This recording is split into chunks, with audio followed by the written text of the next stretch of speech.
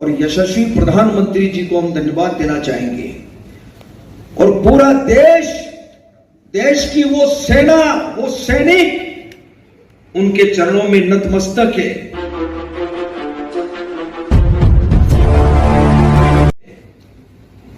उनके चरणों में पूरा देश नतमस्तक है।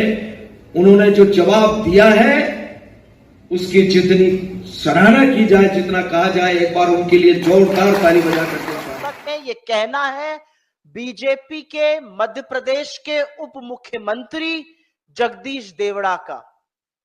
और उसके बाद तो आपने सुना ही, जो बीजेपी के दूसरे शिरोमणि हैं, मध्य प्रदेश के ही मंत्री विजय शाह, उनकी घिनौनी बात कर्नल सोफिया कुरैशी को सुनकर पूरा देश आज भी स्तब्ध है।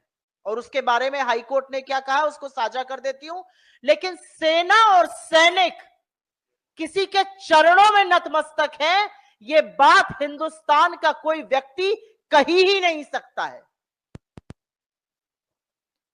जिस सेना के शौर्य और पराक्रम के आगे पूरा देश नतमस्तक है, जो सेना हमारी सरहद से लेकर हमारी भूभागीय अखंडता, हम सबकी सुरक्षा सुनिश्चित करती है, जो जब जब देश पर संकट आता है, इस बार भी जब पहलगाम का आतंकी हमला हुआ तो दुश्मन को नाकों चने चबवाने का काम जो सेना करती है, जिसने पाकिस्तान में घुसकर आतंकी कैंप निस्तो नाबूद किए, जिसने पाकिस्तान की रूह कपा दी, उस सेना के लिए कहना कि वो सेना किसी के चरणों में नतमस्तक है, ये पाप है। और ये पाप बीजेपी के लोग, बीजेपी के मुख्यमंत्री, उनके वरिष्ठ नेता लगातार कर रहे हैं।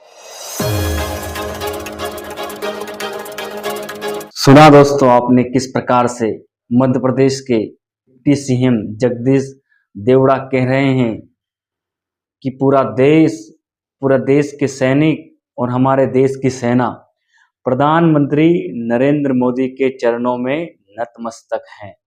ये मैं नहीं कह रहा हूं, ये मध्य प्रदेश के उप मुख्यमंत्री जगदीश देवड़ा जी कह रहे हैं। क्या कह रहे हैं कि पूरा देश, छोड़ो देश की बात एक अलग हो जाती है, वो जनता जनार्दन है, लेकिन पूरे देश की सेना प्रधानमंत्री नरेंद्र मोदी के चरणों में नतमस्तक है।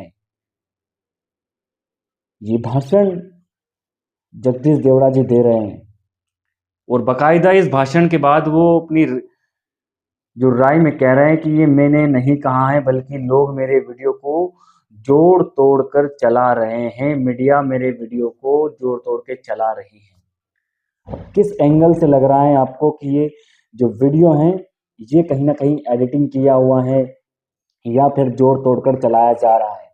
मैं नहीं, बल्कि पूरे देश की मीडिया इस मुद्दे को उठा रही है।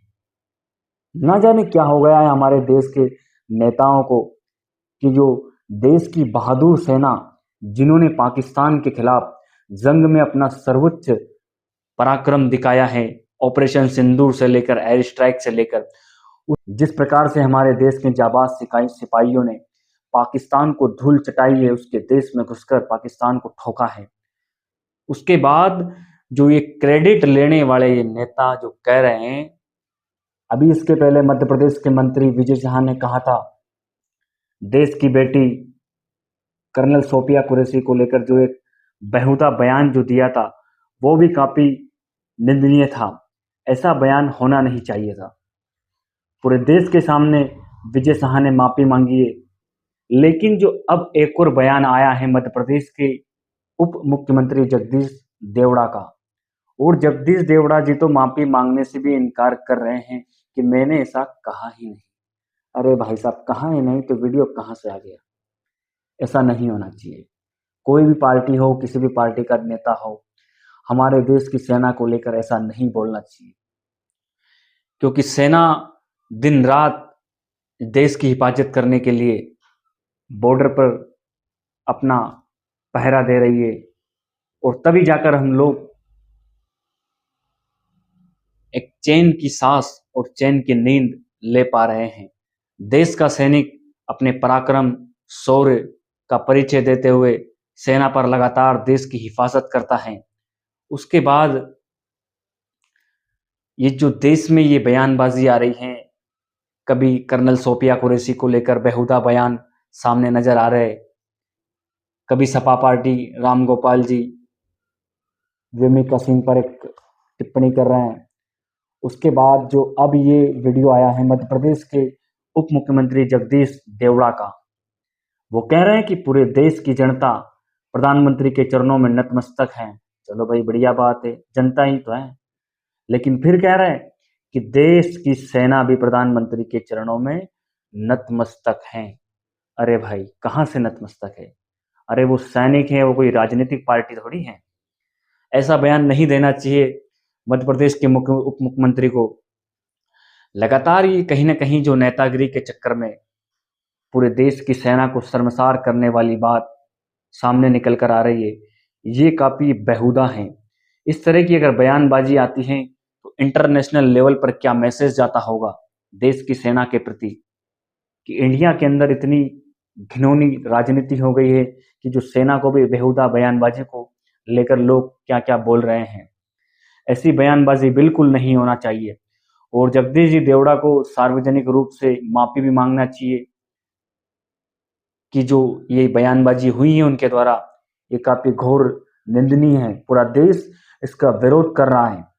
एक तरफ वहीं भारतीय जनता पार्टी पूरे देश में ऑपरेशन सिंदूर को लेकर जो सर्जिकल स्ट्राइक, एयर स्ट्राइक हुई थी, उसको लेकर जश्न का माहौल के रूप में तिरंगा यात्रा भी निकाल रही है। अच्छी बात है, तिरंगा यात्रा के प्रति देश की जनता का जुनून देखने को मिलेगा, आप लोग निकालिए।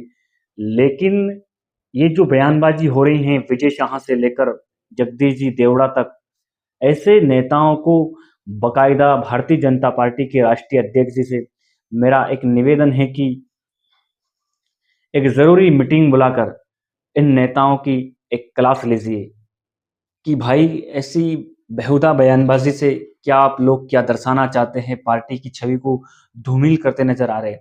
ऐसा नहीं होना चाहिए और पार्टी को इन नेताओं पर एक चिंतनीय विचार भी करना चाहिए ऐसी बेहुदा बयानबाजी को लेकर, जो हमारे देश का नाम इंटरनेशनल लेवल पर गिरा रहे, सेना का अपमान कर रहे।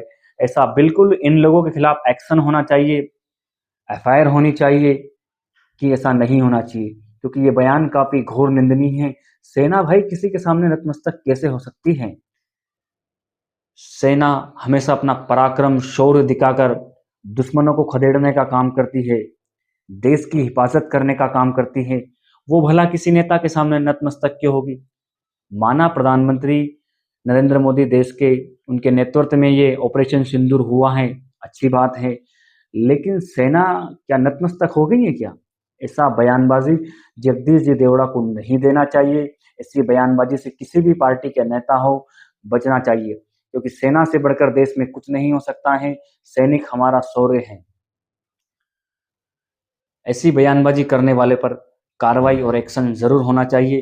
पूरे वीडियो में सुनते रहिए क्या कुछ कहा जगदीश जी देवड़ा ने।